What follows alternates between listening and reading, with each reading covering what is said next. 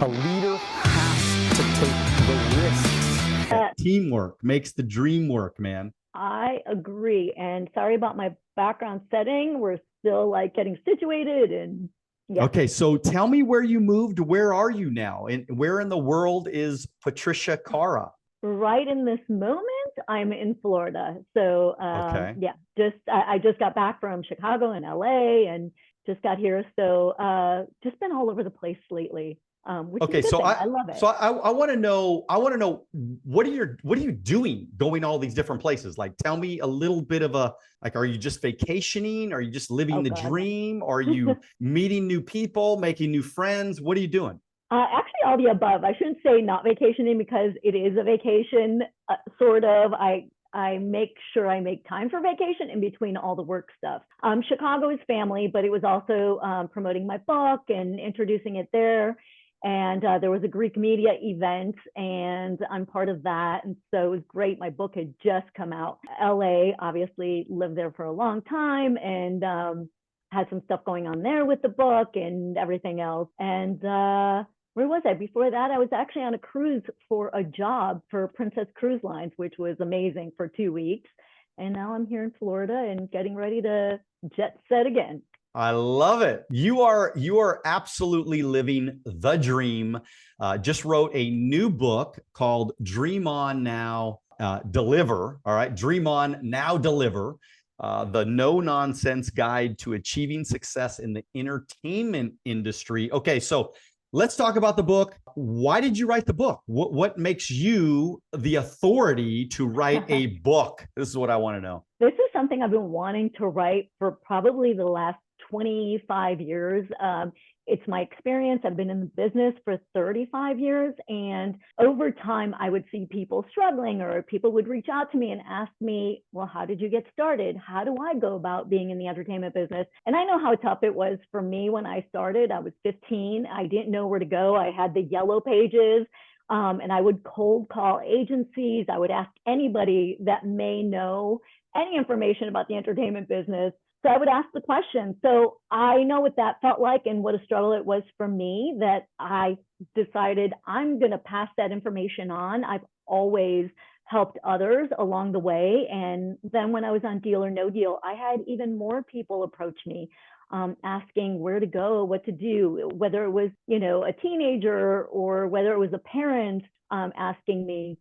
I always got those questions. So I figured I need to get this in a book. This is really important. And there's the right way of doing things. And I know a lot of people think it's glitz, glamour, but it's a business, and people need to think about it as a business and achieve success. And I love how you talk about that because, whether it be the entertainment business, whether it be an entrepreneur, whether it be sales a person or whatever, it's all the same thing. And I think it should resonate with everybody. I mean, if you're a salesperson out there, you should buy this book because this is going to speak to you as well. I mean, just hearing you for that first 30 seconds right now, the things that you talk about, this is a business. You got to treat it like a business. So whatever it is that you're doing, treat it like a business. Stop treating things like spare time little hobbies. I mean, it gave me the chills when you said I went through the yellow pages, because I remember going through the yellow pages. I'm glad to hear you remember. and I was cold calling businesses. Because I was trying to recruit people into my company, and I would cold call managers, and I would say, "Hey, have you ever considered a career change if the money was right?" And I recruited like shoe sales guys, managers working at their business. And just because I wanted to expand and grow, and I was trying to find great people. And so you talk about small jobs. And so tell me about maybe a small job that you got early on that impacted your life. Oh my gosh. Some of the small jobs, I started out doing some background work and stand-in jobs on sets. Home Alone, I was like a person way, way in the background, but it was work. You learn to be there on time, even a little earlier than your time scheduled. You learn certain things along. I started learning terminology that I did not know. You start learning terms like on your mark, get on your mark, the lights, the camera, you start learning all those things. So I took a lot of those jobs when I first started, even being a perfume girl. I mean, to me, it was modeling, it was a way of interacting with people, and it was just the start. So it just took off from there. One thing led to the next. And I always tell people you need to start small, but eventually you'll find your way, and you'll find what works for you and what doesn't. You'll find those moments. You'll meet people along the way that may surprise you and lead to another big job. There's just so many things out there, so many aspects and so many opportunities, but you've got to be in those situations. People say, oh, you're so lucky. No, I'm not lucky. I put myself in those situations to have those opportunities. That's what that was. If I would have stayed at home or didn't make those calls or didn't go to those sets, the next thing would have never happened. I wouldn't have been able to climb that ladder to do what I do. I've interviewed over 250 business leaders and celebrities, and there are no secrets anymore. That what you just explained right now is the reason why people get wealthy, people have success in their careers, and people go on to do big things, is because they were just willing to put themselves out there. They were willing to take a risk, and they were willing to do what most people weren't willing to do. And if you look back on your career, I mean, one of the things that I see every time I research you and look you up, I see it was just a consistent effort. It was just like a day in and day out consistent. Let's get another job. Let's find another, role. Let's, contact another person. How important, though, would you say it is to have a good agent? And when did you get an agent in the beginning? Early on, and there are different agents for different parts of the entertainment business. So even when I did the perfume work or background work, I went through an agent, and then realized, okay, if I want something more, if I want to be doing commercials, well, I need to get myself a commercial agent. When it came to hosting, well, I need to get myself a hosting agent. So you start seeking these things out. You start seeing, being on the set, you start seeing and realizing, okay, this works for me, this doesn't, I like this, I don't like that. And you start talking to people and asking people, well, who's your agent? Do you mind if, you turn me on to, a referral? Ask, and if somebody says no, well, and that's happened to me. If somebody says no, do it on your own, basically, well, then do it on your own, seek it out. There's so many ways of going about it, really. Was there times where you felt, I mean, were you ever scared? I mean, did you ever have anxiety about situations, or tell me about that? It's funny you asked that, because I haven't thought about that until I started writing the book. I remember I was a teenager. I mean, I started at 15. So it took me forever to pick up that phone and dial. Even though I found, the list in Yellow Pages, I was scared. Like, what do I say? Who am I to make this call? Who am I to ask these questions? Oh my God, they're going to say no, they're going to reject me. Those things kept playing in my head, and it would take a long time to muster up the energy, the kahunas to dial that number and talk to somebody on the other end and take that yes or no, asking those questions of, can I come in and meet with you? Can I, how does it work? Just to ask the questions. And some people were not so nice. And then there were others that were incredible and really open to giving me information. So you just have to weed it out. But again, it took a lot for me to make those calls until I started getting more comfortable. The more you do things, obviously, it's like going to the gym. The more you do it, you see results. The more you start making those phone calls and talking to people, the more you're going to see those results. But you have to be consistent, as you said. You have to be determined and have that drive. If you want it to be your business and not just a hobby, well, you got to do the work. You talk about, because you have a whole chapter on rejection. And so you talk about rejection. So I know a lot of people, because there's a lot of small business owners watching you right now, entrepreneurs, business leaders, and they all have this in their life, and they're going to be able to resonate big time with this chapter on rejection. So kind of sum that chapter up for us, if you can, and give us your thoughts on how you overcame some of that rejection, because there's no question, it doesn't matter what business you're in, whether it be entertainment, whether it be sales, whether it be business, you're going to deal with rejection. Teach us. Yeah, I mean, we go through rejection, whether it's personal, whether it's business, we go through it on a daily basis, but it's how you reframe it in your own mind. Yeah, it hurts initially, but at some point you need to reframe it. Just it's a mindset, really. And really, you have to keep moving forward. For every no, there's a yes. And sometimes the rejection has nothing to do with you. It might be something going on that person's day. I've called agencies where the one day they were so mean and rejected me. I tried calling that same agent again a week later. And guess what? That person was actually a lot kinder. They were having a bad day, or maybe something went wrong in the office. I don't know, but I don't care. It's timing. Timing plays a big role in this too. Sometimes it just has nothing to do with you, and you can't take things personally because you're going to forever deal with rejection. So what are you going to do? Hide away and not deal with it anymore? It's impossible. You have to fight through it, and then it's nothing. It doesn't even faze you when you start getting rejection because you're too busy thinking about moving forward, going to the next thing, the next job, the next interview. You're busy thinking forward that you have no time to look back anymore. So that's it in a nutshell for me. Yeah, I mean, to me, it's all about mental toughness. I think that, once you experience something and you've had a little bit of success in it, or you've done it, I always thought about it like, if I can write one sale, I can write 100 sales. And it doesn't mean just because the next guy says no, it doesn't mean that the next guy is going to say no. I'm just going to keep moving forward. I'm just going to keep failing forward. I'm going to take the rejection, I love that, and I'm going to use it as fuel to get me to that next appointment, that next sale, that next client, that next recruit.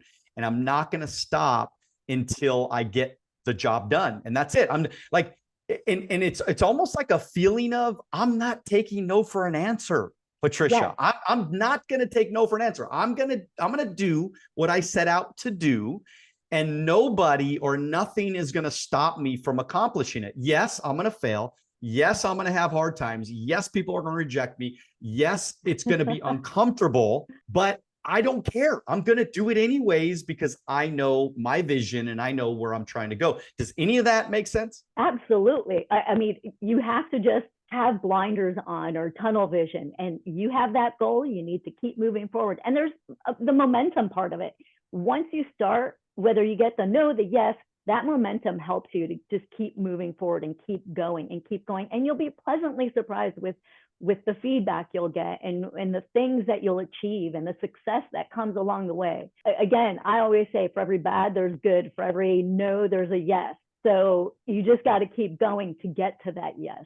You will succeed. It's just a matter of keep going, keep moving forward. And I love that about you because there are times where to this day where I feel a little like I'll wake up one day and not feel it that day. And then I've seen you on camera. I've seen you on Instagram where I'm like, no, let's go. It's just listening to you and that motivation. You're so motivational and so inspiring.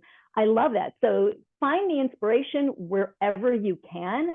Take that and keep going. Love that. Love that. Yeah. Great. Look, we all feel down sometimes, we all have bad days, I don't care how anybody sounds on Instagram, even that guy has bad days. Right. So it's just, but I love how you said that because we all grab inspiration from every different area, from different people, from different situations. And we gotta remember that it's okay to feel down. It's okay to have bad days. It's okay to not feel motivated sometimes. Yeah. But ultimately it's how long. I always kind of look at it like this, like when I fail, how long do I stay down? When I fall, how long does it take for me to get back up?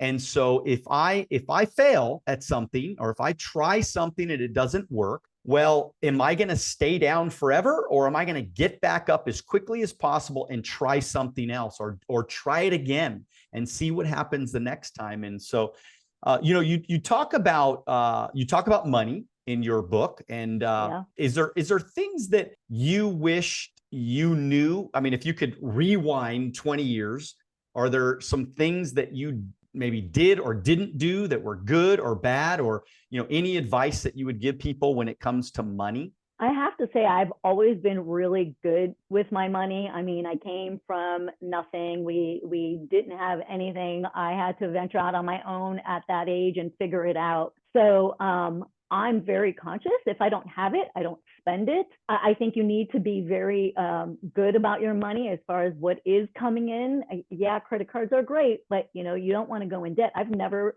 had debt. I've never been that person to just keep charging. Again, it's about, what do I have in my bank account?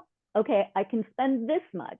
So it varies for everybody. I know some people have more luxurious things in your mind, but you know, that they want along the way. But again, if you don't have it, don't spend it. It doesn't mean eventually you won't have it. You'll work to that point, and when you do, you'll spend a little bit more. I talk about it on the book. I remember when I moved to New York, my work started. I started working more. I started getting bigger jobs, and so I treated myself to a great dinner and the more expensive wine, you know, a glass of wine. That was my treat. I'm a foodie. I love wine. So that was my special treat. Knowing, okay, I'm spending a little bit more than normal, but you know, it's all good. But I highly recommend that people find a great accountant, having somebody, a good management, good agent, good lawyer, whatever it is you need as you're going along on your path.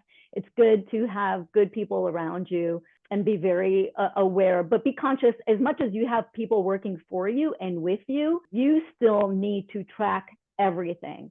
There are so many people that you think you can trust, and you want to trust everybody. You want to find the good in everybody, but there are going to be moments where you might be scammed. I mean, I've had agents that took my money, and when I was doing my taxes and when I was doing all the paperwork and going through my receipts and everything, I found out my agent was taking money from, and I was a newbie at this time when this happened, but I was smart enough to look at my W-2s, my 1099s, and go, this isn't matching up. Where's this money? And called that person out. And you know, they made up their own story.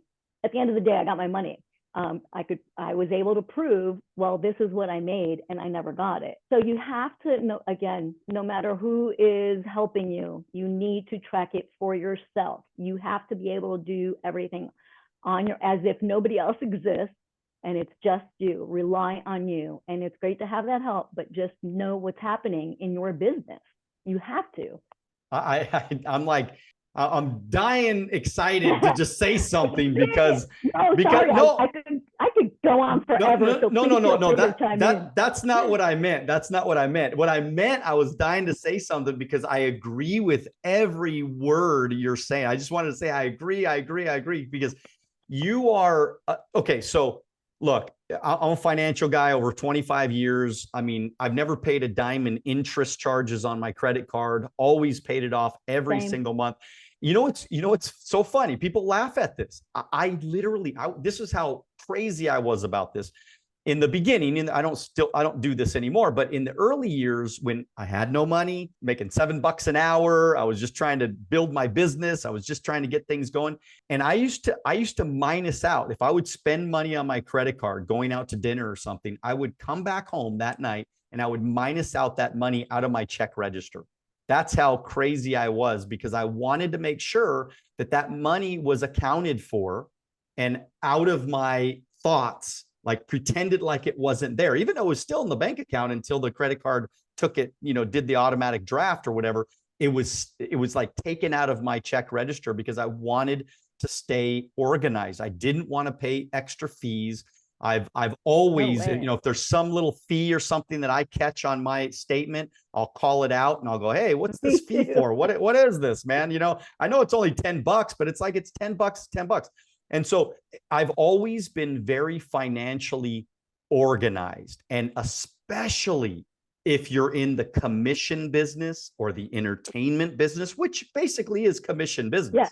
Yeah. You know, you better be on top of your money because you don't know when the next job's going to come. And by the way, what happens if you think you're going to have a job and that job goes away? That happens too. There's, you know, situations where things will get canceled, right? Things happen all the time where, God forbid, you get sick or somebody in the family gets sick. Listen, my mom got sick for years. I was able to go help and take care of her because I had put money aside. I don't spend everything. I keep money to be able to live. And if I need to go do something else personally, that I'm able to do that.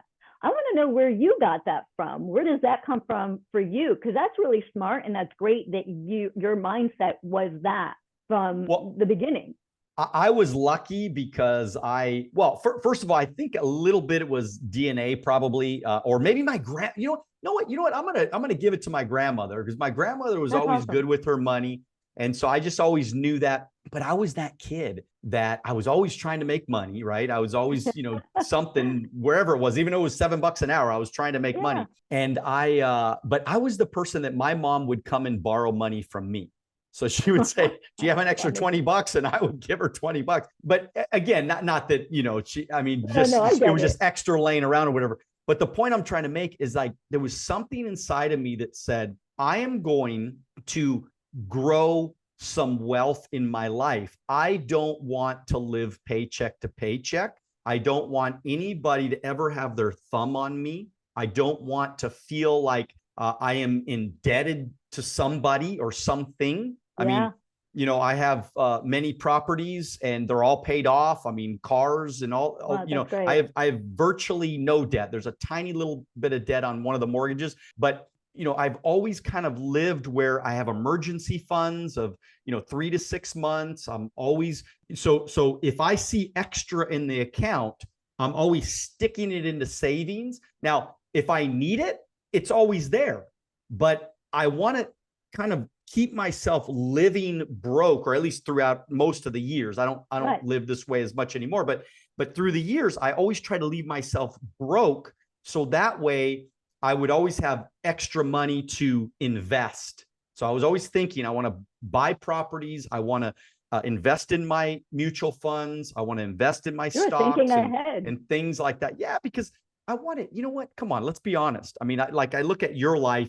You have so much freedom in your life. I always just wanted freedom in my life. And, that to me is the mark of a great life. Not just having a bunch of things and a bunch of new stuff, but the freedom to be able to see the world, to travel, to meet interesting people, to have a lot of friends. That's my favorite part. That's my favorite. Sorry, I cut you off. I literally no. Please tell me about it. Tell me about it. Tell me about some of that all the time with my husband. We're always like, we don't need much. We're happy. We don't need a big mansion. We don't need things. To me, I rather spend that money on trips, on vacations, going to see friends, family, food. Again, I'm a big foodie, so my biggest splurge is on food instead of, I know a lot of women love fashion. I can care less about the labels. It's just, to me, that's nonsense to overspend on certain things. That's just me as a personal thing. Everybody, has their personal thing that they love to spend on. Mine is food and vacations and a good time with my people. And I love meeting new people along the way and learning how other people live in other countries, learning their language. I mean, it's such a big world. I don't want to be stuck just here. I want to know everything and absorb it all. So how do you eat all that food and stay such in good shape? Like, how does that happen? I work out, and I watch you in your videos, and I see you work out. You get it. You've got to stay focused mentally, physically. So I do work out every single day. If I can eat every day, I can work out every day. Not every day is a hard workout or a big workout. I listen to my body, definitely, and it depends on my schedule. But I make sure if, I can't go to the gym, well, I'll go walk outside. You're getting fresh air. To me, walking is like a meditation. Sometimes I'll walk slower. Sometimes I'll walk faster. I use that time to think about things, think about my business, think about my personal life. But I'm always wanting to move. Always, I need to keep going and being active. When I need a break, I'll take that break. But I like to be moving more than anything. So I'm very conscious of that. So I'm curious, how does your husband play? Like, what's his role? And I mean, does he have a separate business that he does? And like, how does that play a part of your life? And does he help you in your business at all? Do you help him in his business at all? Tell me a little bit about that. I feel like our world, he's been in the sports world for a long time and now in finance. And so I feel entertainment and sports and finance, obviously, they come together. They always interact. They always intercept. So he played football. I was modeling. When we met, he had just gotten done playing, and he became an agent. So he understood the agenting side when I would talk about what was going on in my world.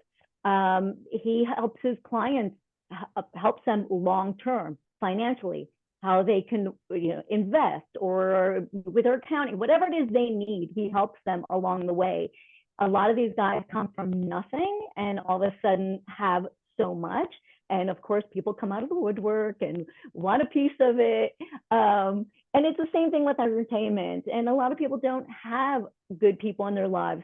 So he's great. We bounce things off each other all the time. I'm always asking him like his thoughts on this. I know he's really smart and he's really savvy. He's great with contracts. So I definitely have him looking at more of my contracts along the way over time. We've been together 20 years now. So there are times where I get things directly where he does my contracts for me. So he's very helpful. But it's interesting because for so long, I would get questioned about, oh, is your husband taking care of you? Is your, and I get that a lot. And people just assume, sometimes they don't even ask me, they'll make comments. And it bothers me because I've always been very independent since I was 15. I did it on my own and nobody helped me. Yes, we help each other, but I grew my business on my own. I started my business at 15. I met him when I was 31. So that's a lot of years that I did it all. And I still get people that are like, oh, you're taken care of. And I will say it irks me, but I've learned to let that go. I know the truth and that's all that matters at the end of the day. And we help each other. I mean, if he were to, anything were to happen, I'm there. If anything were to happen to me, I know he's there, but we keep our businesses going and we just help each other along the way. Look, I mean, partnership is everything. If you can find a partner that can, support what it is that you're doing, whether you're working together in the same business or you're working in separate businesses, I think two people coming together with a feeling of like gratitude for each other and gratitude for what, like for example, he's got a lot of skills in what he does, and he has a lot of traits that are valuable to you. So this piece of your life, even though you built it yourself, this piece of your life that can be supported by him is valuable to you, and that's such a cool thing. It's just such a good thing, and I think that the more and more that relationships can understand that, look, two people going in the same direction are unstoppable, man. I mean, two people with like motivated to serve each other, to help each other, to be grateful for one another in what they bring to the table, whatever that is. I mean, there's a lot of different ways that that partnerships work, but man, if you could be grateful to your partner for those attributes, it's powerful. I agree. And I have to say on his own, like, I love that he had a similar mindset. He came from nothing too. He did his business, did his work, and it grew. He did it on his own. And so I love that he has that side. He wasn't in debt. He takes care of things. If he doesn't have it, he doesn't spend it. So we're very similar with that mindset. So it's worked. And I'm glad he's on my team and I'm on his team, because I definitely love listening to what goes on with his business. I've learned so much from watching him, and I can apply it to my business, which is great. We both have done that with each other, and there are areas that I can learn from him, and there are areas that vice versa. So I think people need to be more open to that. Not everybody is, and I understand sometimes it doesn't work, but luckily for us, we both have that similar mindset and it works, and we just keep striving for more. We know what we want long term, and we're striving for something. We want, he's on that bandwagon too, where he wants to enjoy his life as much as I want to, and have a home wherever we want to go. It's that kind of feeling. And so are there, because I'm actually a little bit interested in the subject, especially just, finding out some new things about you. And I want to know, is there any advice that you can give people that kind of their lives do intersect with each other? Because there's a lot of people watching that they actually work with their partners. Not that you do the exact same business, but Right. it seems like you guys are on the same page pretty well. And so the question is, do you have days of the week or days of the month, or do you try to set aside time where you guys plan your goals together, or you try to kind of, game plan together? Or, I mean, tell me a little bit about the organization of your relationship. Yeah, it varies. Now we tend to both work at home. I mean, through COVID on, we have our offices basically right by each other. So we're together 24/7 if I'm not on a set working, or if he's not in one of their offices. But it usually will come up, we organize throughout the day at some point when the phone stops ringing, when we're not on our computers getting work done, when we have that downtime, or at the end of the day where we'll talk about, okay, like right now we're trying to plan, a trip back to Greece. We're thinking long term, like, okay, we need to get this and done.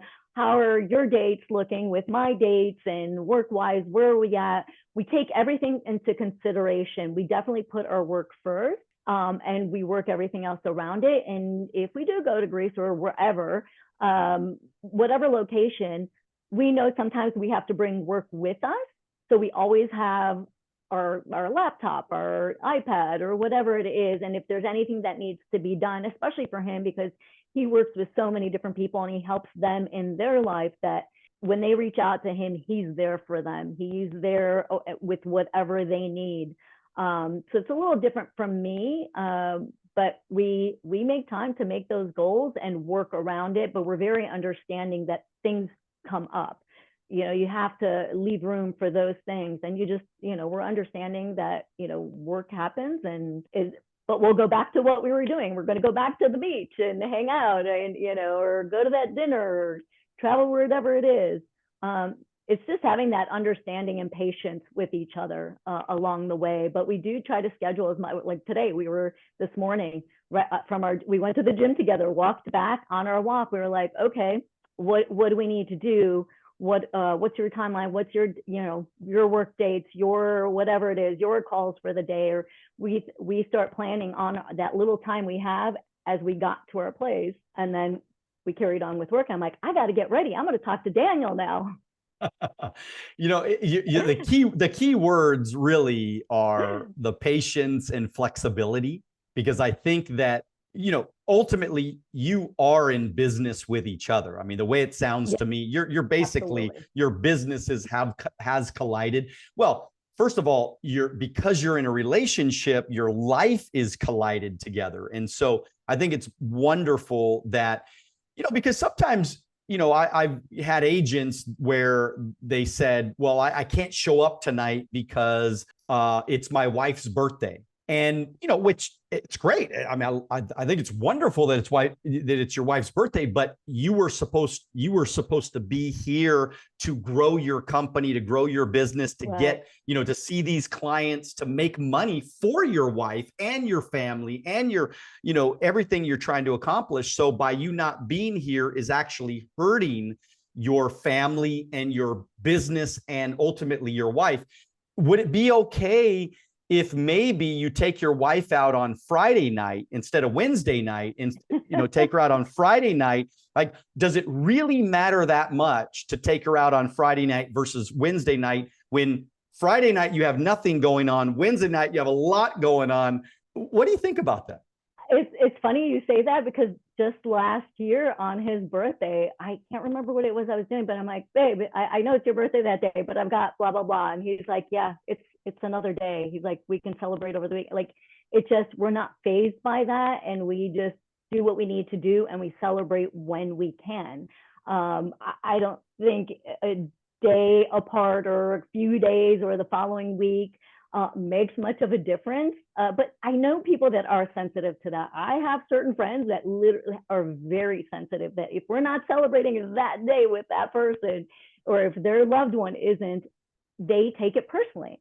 So it's on the individual, but I would recommend, for everybody's sanity, that you just get a little bit more lax about that, and just enjoy the process, enjoy the birthdays, the anniversaries. You could celebrate it any day. Figure it out around what you've got to do. It's not.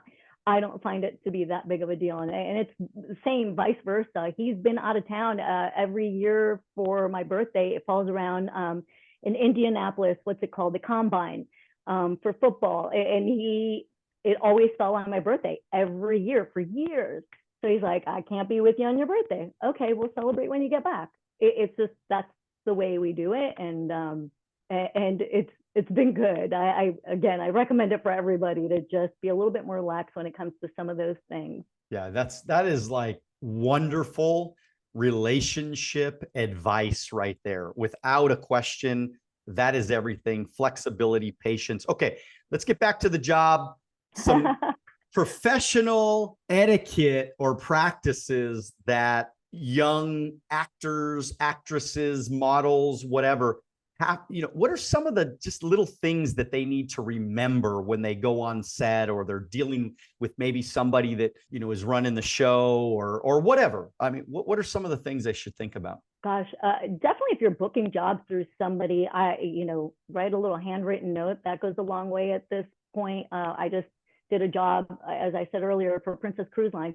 Wrote a casting director a little note. I was so thankful for that job. It was a great job, great people, great everything. A little thank you note, I think, goes a long way. Instead of just email, make it more personal. I think that's something we all need to do a little bit more.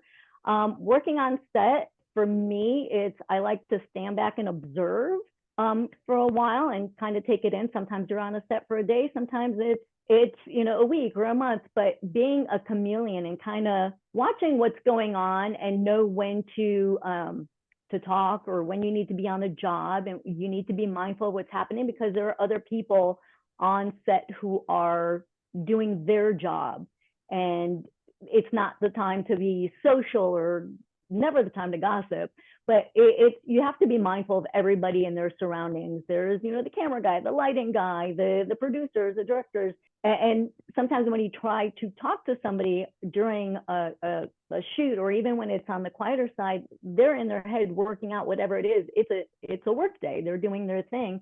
So you can't take that personally. I know a lot of times I've watched it happen where people are like, oh my God, I think they're upset with me because I went to say something and they bit my head off. And I'm like, it has nothing to do with you. Right now, in their head, they're thinking about that long list of things they have to do, because they're running the show. So they're not just doing what we're doing. We're in front of the camera. We need to, be aware of what we need to do, or we're not taking care of a whole set. We're not, there's so many people that you need to be in charge of and keep it going. And that's something people need to be mindful, or even at an agency. The agents go through a laundry list of things, even not in the entertainment business, any business. You need to be aware when somebody's just got their thing going on in their business. And sometimes we're in our heads and we're not hearing everything because we are still on the clock. So just being aware. I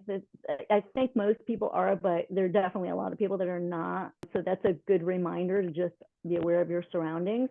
And again, that patience thing, that helps. So how important do you think social media and marketing and PR is to somebody's career that wants to break in these days? Definitely important. Social media has changed the game big time. It took me a while to embrace it too. Like at first, I feel like you've mastered it. I want to be just like you. You have mastered it. I remember I would get so frustrated because I love being up and about and on set and moving. But then I realized being on a laptop, being on my phone, all that is part of it now. I have to learn to embrace it. And again, I haven't mastered it, but I'm really making more of an effort, because it is important with your business. And it's also very important on what you put out there, especially, with the entertainment business. I mean, I've been in auditions where they're not even watching my audition. They're already looking me up to see what am I doing? What's going on? What does my feed look like? Is there anything that, they wouldn't want this person representing their company? So being mindful of some of that stuff. I feel like a lot of people are kind of meshing in the party scene with the business world. And don't think that's really smart. Yeah, you can show, like, hey, I don't know, a certain personal thing in your life, but those are two big contradicting things. And leave your personal life and your party life or whatever it is you like to do.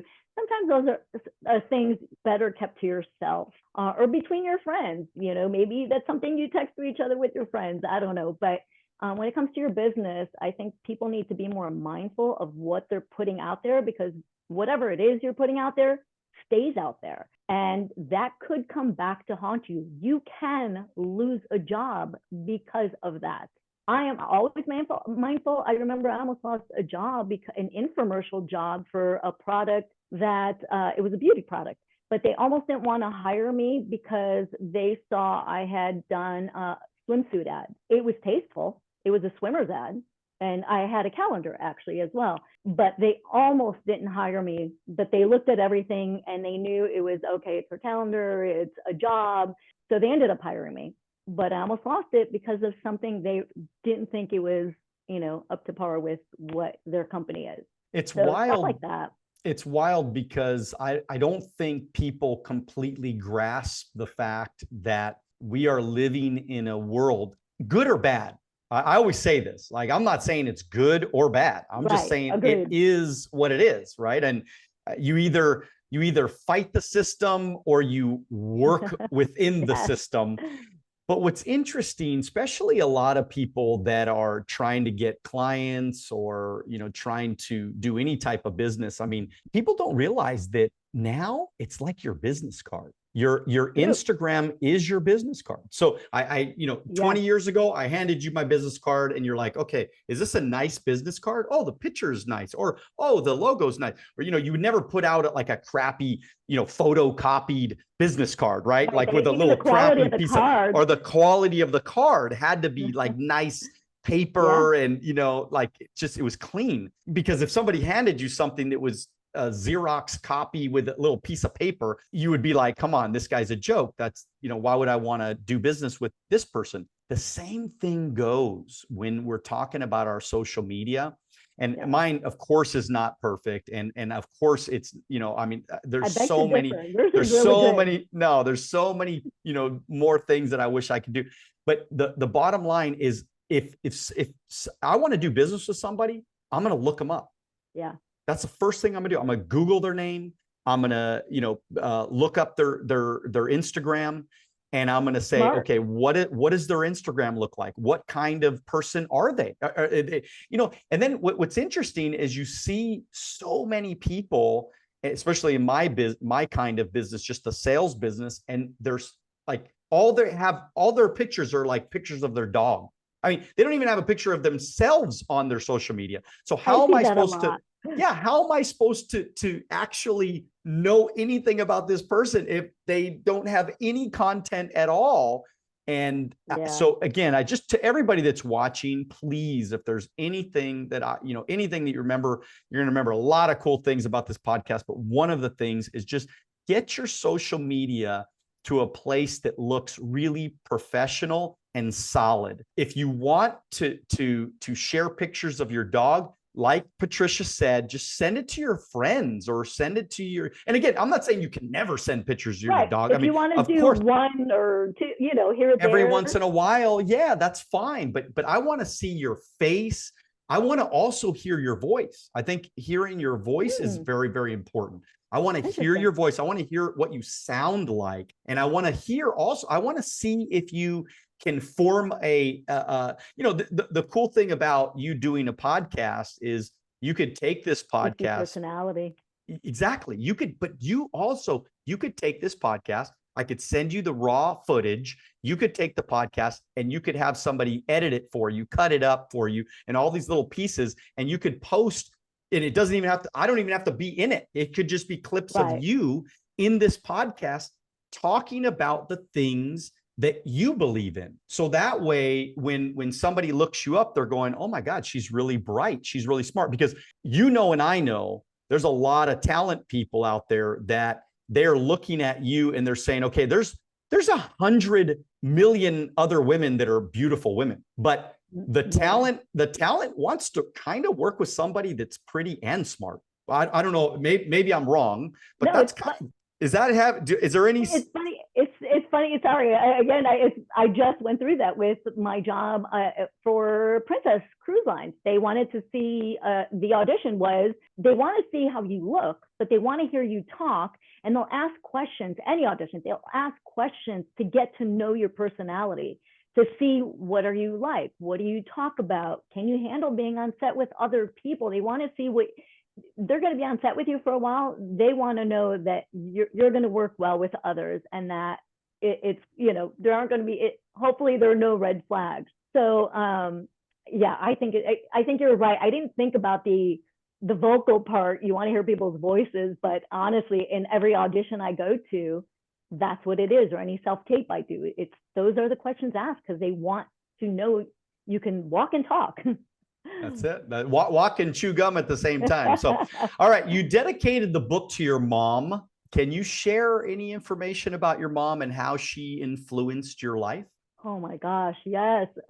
She was amazing. She came to this country she came from Greece with 2 kids, and then had me accidentally when she moved to Chicago. She didn't know the language. She was abandoned, abused by her husband, my father. And so she really had nothing, and she had no family. So I don't know how she did it, but she figured out a way. She was such a strong woman. She worked her butt off to support her 3 kids and make ends meet. And she never stopped. I mean, I grew up and I went off, I left, I moved on, I came back, and she was still working so hard as if we still had nothing. That was just her mentality. That was how she grew up. And, she grew up in a small village outside of Athens. So totally different life, and then moved to Athens, and then came out here to the States. So every time I think of her and I feel like I'm in the middle of a tough decision, or I'm going, down about this or that, I think about my mom and go, oh my gosh, she went through so much, and she was so strong and didn't think twice about it. She just did. She just acted on it, protecting her family. She came last. She was always about everybody else. Even if it wasn't just her children, even other people that were around in our family or friends, she always took care of everybody. So she just always had that strong work ethic. And I've always taken that with me, that if she could do that, well, I hope I could be half the woman that my mom was. So I live by that, and I try. I don't always succeed, but I do my best. I really do. So it stays with me. Sounds like she was a badass. All right. That's what I call her. I call her badass mom. That's awesome. That's awesome. So an industry that you're in, it's criticized, because of superficiality and, all that, how do you, what do you do to stay authentic and stay true to your values and keep you grounded? I feel like I've always been grounded. And if I were to go off path even a little bit, I think somebody in my family would kick my ass. I think it's where I came from, but always, when I moved to LA, it definitely was a game changer. You're around so much, and you can easily get distracted and pulled in different directions. So you definitely have to keep yourself in check. That's something I do on a regular basis. I'm always thinking about, okay, how am I presenting myself? How am I being? Am I getting caught up with this or that? And that's where you need to start reeling it in and really just staying grounded. That's so important. And it's who you surround yourself with too, whether it's family or friends or business people. I really think about, at this point especially, do I want to work with this person that, there's something, if I see red flags, or if I see it's just not going to be a good thing for me in any way, I trust my instincts. That's something I talk about in the book too, is where trusting your instincts, that'll save you. That'll save you time and time again. I don't care what anybody else tells me. At the end of the day, it's how do you feel? Only you know what's right for you. So you need to hone in on that. That's something you need to work on all the time. You're not going to always be perfect, but that's something you just, again, need to reel yourself back in and get grounded and just be hyper aware. Is it hard sometimes? Obviously, being an actress and a model, and obviously very beautiful. I mean, inside and outside, you are. I mean, now I've gotten to know you a little bit, but I just look, women go through a lot of crap, right? I mean, on set, and I mean, harassment and sexual harassment, like, did you have to endure some of that shit? And you don't have to mention any names, but tell us about some experiences that happened to you that, maybe you would have done something different, or maybe you wouldn't, or just share your thoughts on that subject. I feel like I've come across it a lot, whether it's the sexual harassment or whether I've encountered many times where people told me I couldn't work if I didn't get this or this or this done, my nose or, my boobs or whatever it is. I've heard different things along the way. And there are times I've walked away and just ignored it. And there are times where I've stood up and I say something where I have to put that person in their place, because I'm thinking, if you're saying that to every girl, at least I feel like I'm strong enough and I can handle it, and I'm going to walk away. But there are girls that are younger and not as experienced, where they might look at themselves and start feeling more self-conscious and may go out and get something done. Have that surgery that they didn't need. You're putting so much into one person, telling you that's a personal thing. That's I have to actually, I'll give you this story. I had an agent who, he was the president of the commercial department, was running things. And he just one day turned around. He was sending me on auditions that were for over 50 when I was 30, in my 30s. And I realized there was a pattern. So I went back and I said something to him, and he's like, face it, honey, you're getting old. You've got wrinkles. I've come to find out he was doing that to a lot of girls, a lot of the women. He would say that. And I thought, where's this coming from? Like, why, how dare he? And he's running, this is our livelihood. So fast forward not too long after, I went out with some friends and my husband, and lo and behold, there he is in the same place. And he's got a girl by his side that was super, super, super young. And I realized in that moment, it's his own personal thing. He likes younger women, young girls. And so that goes from his personal life into our business life. That's a no-go. I don't care what you do personally, like, that's on you. But when it comes to my business, you're affecting it. So I said something to him, and then I left, and I found another agent. If you're in a situation like that, you just have to walk away and find what's right for you. And what's crazy is he's apparently known as a really good agent. In my eyes, no. So that's where you have to find what's right for you. What works for somebody else doesn't work for me. That's just the way it is.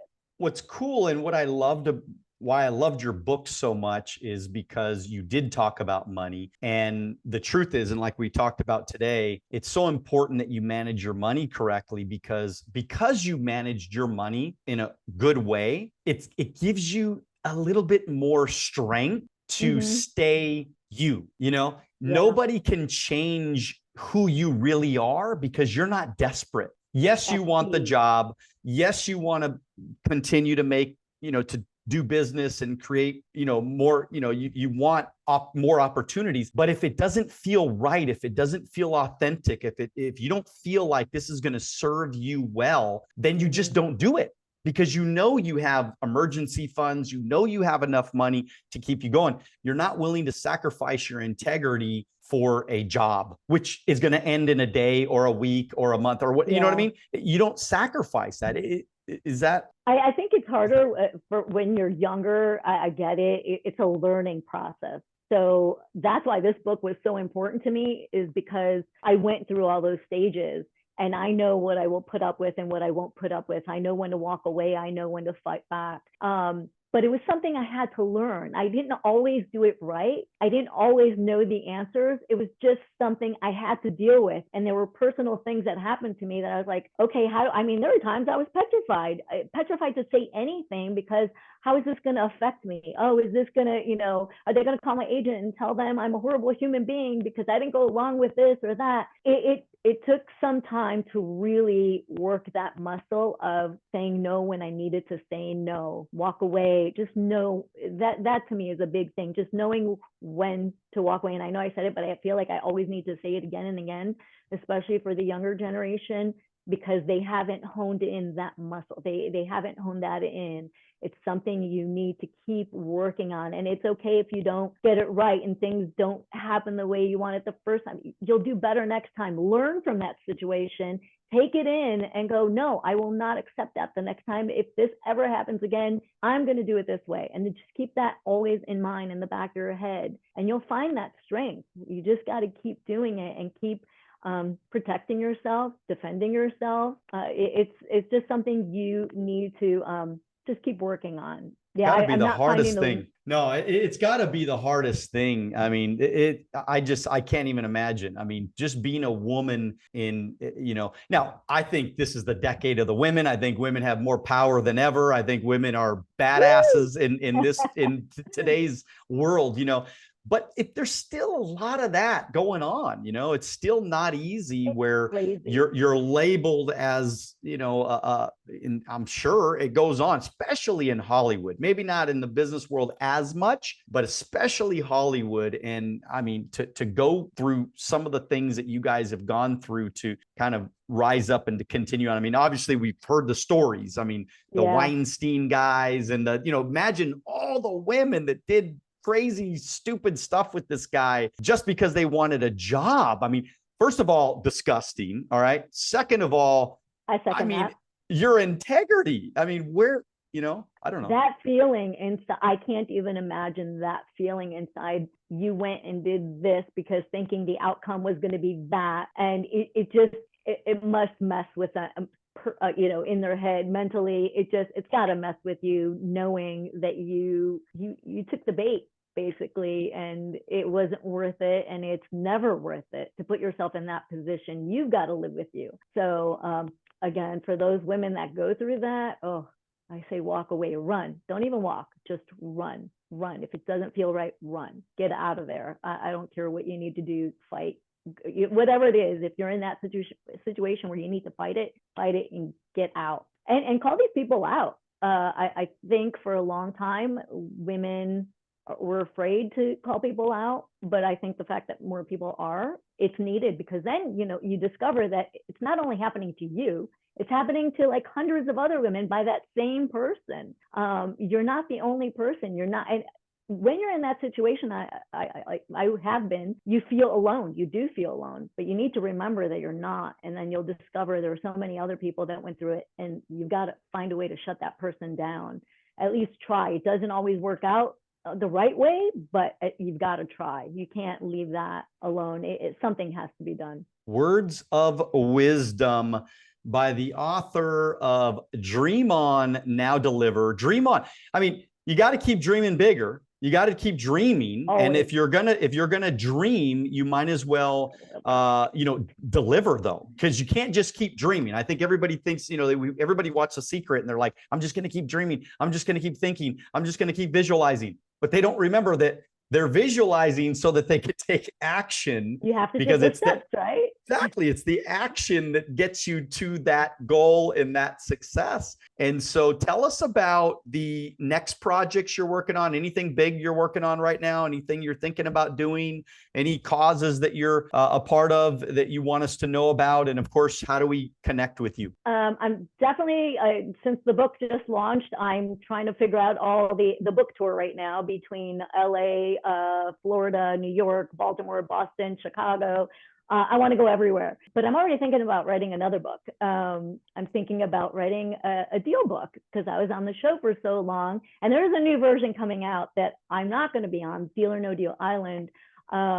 But I want to talk about the most asked questions I get, because I get questioned about Deal or No Deal every single day. It never fails. So all those questions everybody wants answered, I want to put it in a book, and with photos, of course, because I have some cool set photos. It was a great time of my life. And yeah, like I said, the new version is coming out, and they had actually asked me to be a contestant on it, but the contract just was not right for me, so I opted out. It just, again, that's a big thing for everybody to learn about contracts. Look at your contracts. Look at the fine print. And what didn't you like? What didn't you like in the contract? What steered you away from it? They wanted to own you, basically. They wanted access to everything and anything, and I was not okay with it. this contract, I've seen bad contracts for talent, but this is more of a reality show. It's a game show on the other side of being a contestant. The contract was different. And when you see the word in perpetuity, using your name and likeness, that's a red flag. So have somebody read your contracts, even if you're, whether it's your agent, your lawyer, a friend, whoever knows contracts, always look at your contracts and go through it thoroughly, because I can't tell you how many people sign off on things that if something were to happen on that set, I would not be taken care of. You basically give up a lot of your rights. I mean, there's like a laundry list of things that were not quite right that I could not agree with, where I had to opt out, which actually I'm glad, because it's more of the show is more of a Survivor. And as much as I'd like to think I can do it, seeing some of the commercials, I was like, oh no, I'm glad I'm not in that position. That's just not for me. It's more of a reality show to me than it is a game show or talent being talent on camera. So it just wasn't right for me. It may be right for others, just not for me. Love it. So Love it. I'd rather watch it than be on it. So how do we get, so there's a lot of people that are going, oh my God, I mean, this is such a fun conversation. Thank you again this is your second time on Wealth on the Beach podcast. I feel so honored that I love talking to you. Matter of fact, you're amazing. I think though that you're one of the only guests that I've had on twice. I almost never have. Yeah, really. I almost never have guests on twice. And so, matter of fact, you might even be the only guest that been on twice. But anyways, thank you. Thank you so much. I value you as a really great acquaintance, and hopefully becoming friends. Absolutely. And I just we're always rooting for you. Always want to see you do well and continue to grow and continue to have success. And so just make sure that if somebody's watching out there, Patricia Kara on Instagram. PatriciaKara.com, right? I mean, yes. You're everywhere. And tell us all the places. On Amazon. Awesome. Yeah, the book is on Amazon. So my website, you can look at my website. It takes you to the Amazon site. So yeah, social media, obviously I'm there. Instagram's great. I'm learning a lot from you. So thank you. It really is a pleasure talking to you. And I love that we had this second go around. I feel like I know you a little bit better just because of our interactions from the first time to this time being on the podcast. So I thank you so much. And you've always been super supportive, which is so cool. I can't thank you enough. It really means a lot to me. Well, we appreciate you. If you guys have not got this book, go out and get this book right away. And also do me a favor, reach out to Patricia and say, hey, Patricia, I saw you on Daniel Alonzo's podcast. Thank you so much for all the great information. We love you. We appreciate you. We support you. Go out, and also when you get the book, make sure you leave a review as well. That's super, super important. And with that said, everybody continue to dream bigger, get after it, but most importantly, do it now. God bless you. We'll see you at the top. Thank you.